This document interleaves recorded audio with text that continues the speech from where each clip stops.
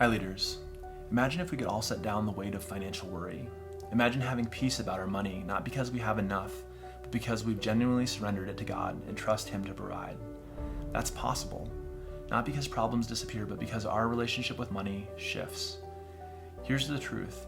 When we steward money instead of own it, we experience both freedom and responsibility. 2 Corinthians 9:6-7 says, "Whoever sows sparingly will reap sparingly, and whoever sows bountifully will reap bountifully. Each one must give as he has decided in his heart, not reluctantly or under compulsion, for God loves a cheerful giver." That word cheerful matters. God doesn't want reluctant obedience. He wants joyful generosity, and that only happens when we've released the grip of ownership. But Matthew 6:19-24 asks the harder question: where is our treasure? Where is our heart? Money isn't morally neutral. It's spiritual. We either serve God or serve money. We either trust Him or trust our bank account. There's no middle ground. So hear this, God has given us 100% of our resources, all of it. When we talk about tithing, we're returning 10% to God, but that doesn't mean the other 90% is ours to spend however we want. That 90% is still God's. It's still meant to be stewarded for His glory. All our money, whether given to the church, spent on family, invested in our homes, or shared with neighbors, is an entrustment. It's all meant to reflect our allegiance to God, not money.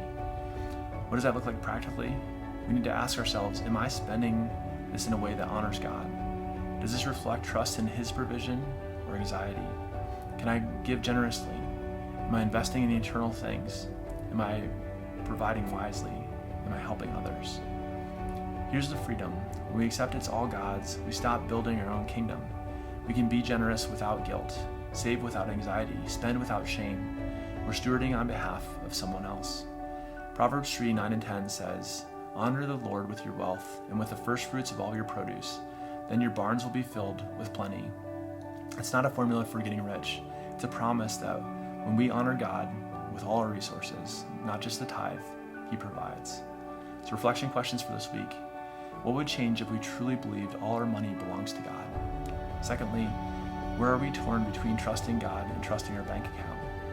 And finally, how could we steward the 90% in a way that honors God as much as the 10% we tithe?